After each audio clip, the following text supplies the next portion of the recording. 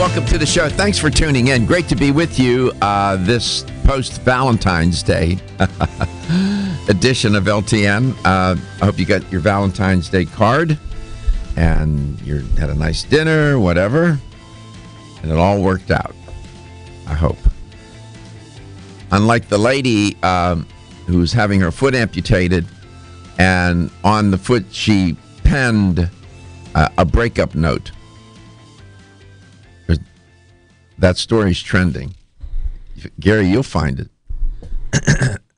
I didn't make that up. That's true. Now, that takes a little bit of imagination. That I hope you didn't have that kind of experience. Nevertheless, it's great to be with you, wherever and however you may be listening or watching the show, and whatever you may be doing, coast to coast and globally. We love being here with you each day. We're here 5 days a week live. The show airs about 9:06, 9:07 a.m. Eastern Time. But it does air at different times in different markets. There's time changes across the country and across the globe. People catch it at different times. And people who watch it in different countries are streaming it. They go to letstalknutrition.com and watch it there. Gary is going to give you the breakdown of how we have a virtual library of the shows, and he's going to explain how that is. You can reach us at 877-897-8255 anytime, 877-897-TALK. Subscribe to our YouTube channel. On our YouTube channel, you can sign up when you subscribe to it, and you can go through our archived library that is closed captioned, and it's archived by date. And one of the things about subscribing is when we come on live, you get a notice. We got over 60,000 views now on that YouTube channel. Excellent. So there's this Brazilian nutrition researcher by the name of Carlos Monteiro. I'm not Spanish. That was good. And turns out that Mr. Monteiro came up with a concept called ultra-processed food. Monteiro uses that term, ultra-processed food, as a reference to the processing of substances derived from foods. For example, baking, frying, molding, reshaping, hydrogenation, extruding, hydrolysis, all these different processes that will affect food. Hydrolysis, by the way, is used for both electrochemical process and a biological one. The hydrolysis of water is a separation of water molecules into hydrogen and oxygen atoms using electricity. But hydrolysis is used adding water to chemical compounds, to chemical reactions to break bonds. Okay? Hydrogenation is, that process is bad news. That's when they treat the food, when they add more they take out the carbon bonds and they add hydrogen bonds. It's a chemical reaction between molecular hydrogen and another compound or element. The process is commonly employed to reduce or saturate organic compounds. Organic compounds are compounds that have carbon chains in them. Hydrogenation is, you just need to stay away from food that's hydrogenated. It is an anathema to arteries. It destroys them. Nevertheless, now, they also, these ultra-processed foods include a variety of additives, preservatives, sweeteners. They're things called sensory enhancers, for your taste and your smell. They add colors, colorants, flavors, all kind of processing chemicals to aid in making the food. But little or no whole food. Ultra processed foods don't. No, there's no whole food there. They also are fortified often with micronutrients. So, what's the purpose here? They want to create this food that's convenient, palatable, ready to eat, ready to heat, food suitable to be consumed primarily as snacks or people on the run. It replaces freshly prepared foods in meals. It's primarily convenience and durability, increase the shelf life. Ultra processed. Now, I tell you all that because there's a story about a study that's trending, has been for several days, and the consumption of ultra-processed foods being correlated or otherwise linked to early death. So they go all that trouble to manipulate the food in the ways that I just explained.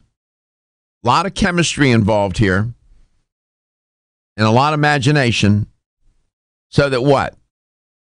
For convenience, at the moment, well, it's not too convenient to die early. I can tell you that.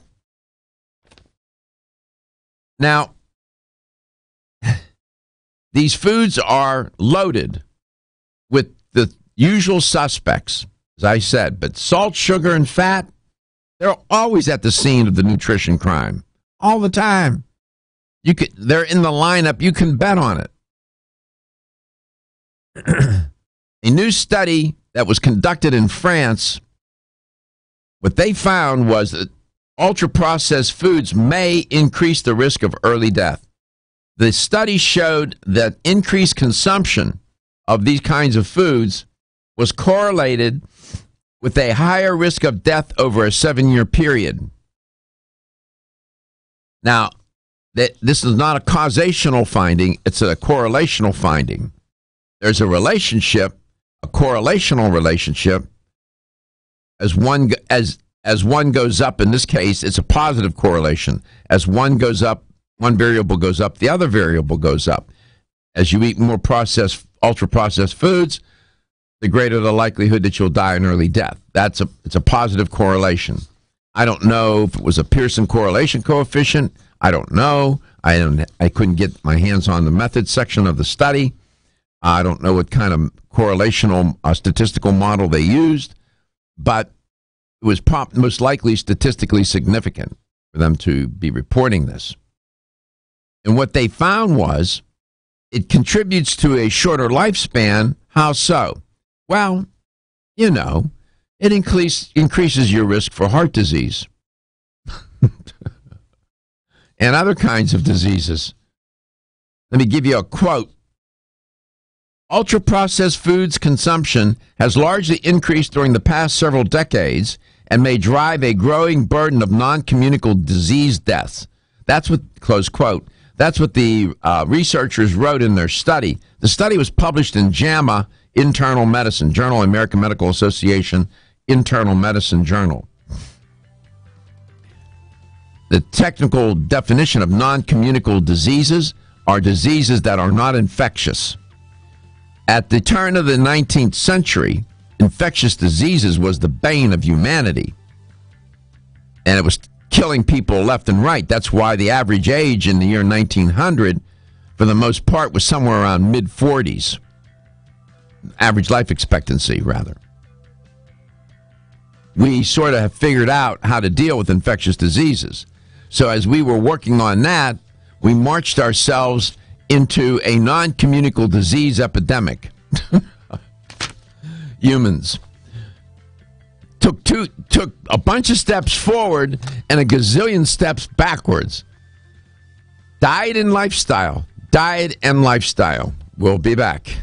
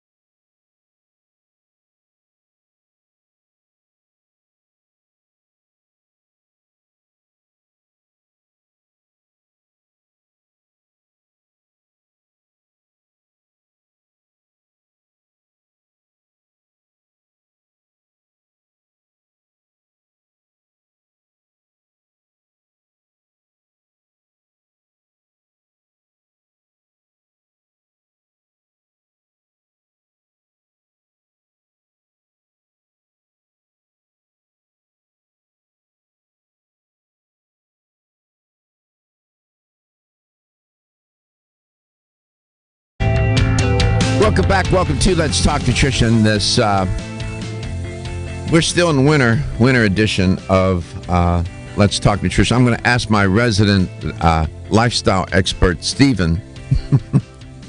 Stephen, are you familiar with absinthe? You know what that is? Yes. It's a liquor. Mm-hmm. I'm not sure if it's defined as a liquor, but yes, it's alcohol. How do you know that?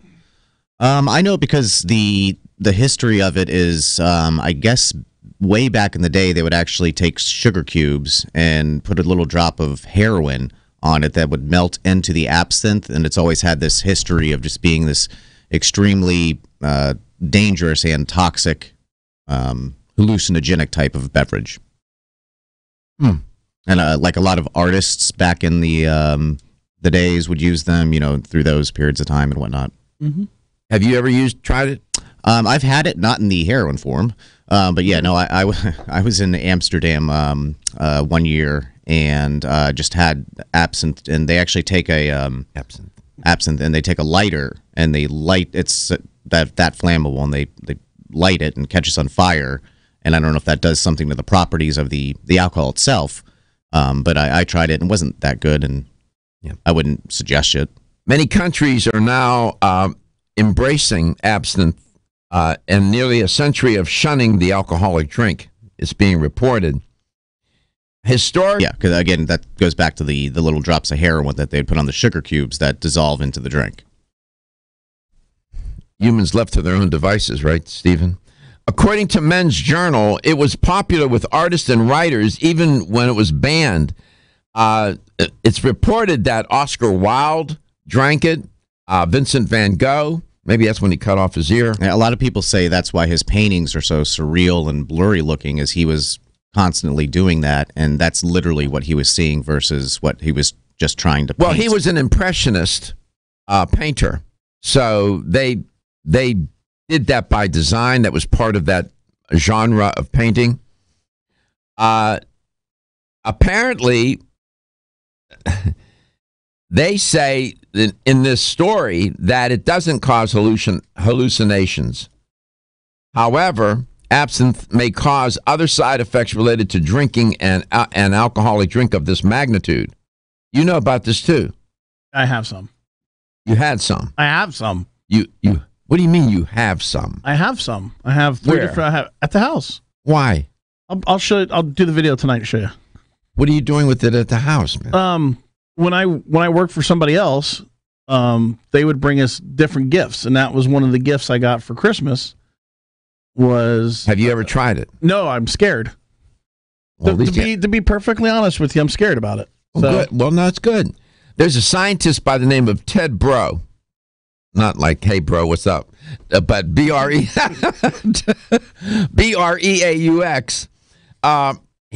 He said he has proved that absinthe doesn't have hallucinogenic properties or ingredients in it. That's what he claims. According to Men's Magazine or Men's Health Journal, his experiment eventually led the world to accept the drink as mainstream again. Really? I mean, who's this guy? What? Who made him the resident expert here? According to, there's a website that's always pretty cool. I go there a lot. How Stuff Works. I think they should have put a different word in there for stuff, but that's what they call it. That drink consists of 55 to 75% alcohol, making it 110 to 140 proof drink. Oh. By comparison, they said, hard drinks such as whiskey, gin, rum have around 40% alcohol content, which translates to an 80 proof drink. Okay, so we're somewhere about 110 to 140 proof. No wonder you hallucinate. Men's Journal claims that the safest way to enjoy this drink is by mixing 1 ounce of absinthe with 4 to 5 ounces of water before, drinking it. So Gary is showing it. Is it green? Gary is. Yeah, that's it right there. And see the sugar cube with the spoon? Yes. Why they add the sugar? What's the sugar? For the heroin.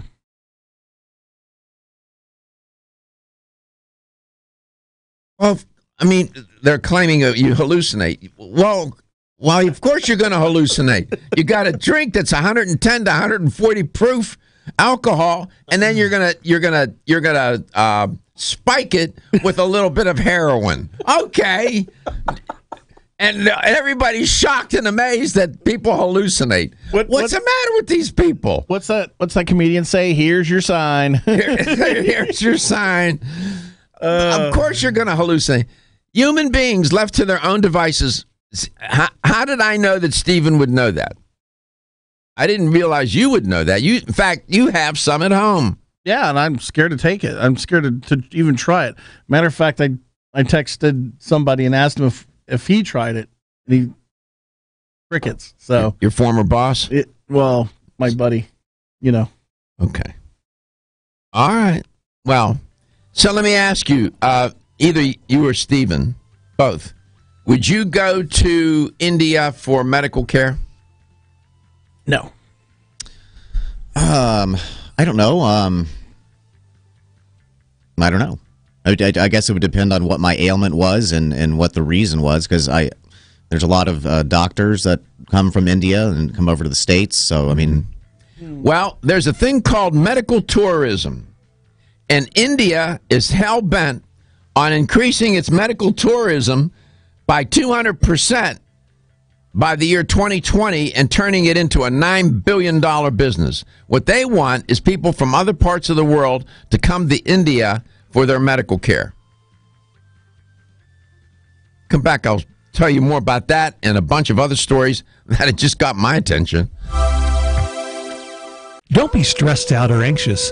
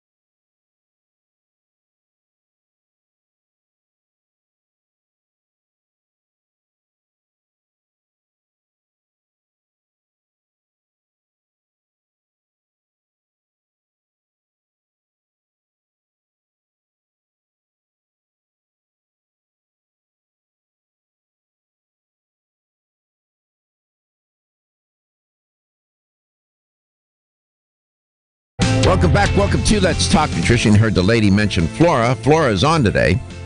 Lisa Kilgore, educator for Flora. Flora is an interesting company. You'll see. I have some really cool products. We'll bring Lisa on here in a second. When we went out of that last block, I did that teaser on India, and I asked my crew if they would go to India for medical care. Gary immediately said no. Stephen said, well, it depends. Apparently, medical tourism is a big deal. And the Ministry of Tourism in India is hell-bent on increasing it to a $9 billion business by 2020. It's trying to expand the industry. The country is making it easier for people to go to India for medical reasons. They claim that they have advanced facilities, skilled doctors, low-cost treatment, and also traditional medicine.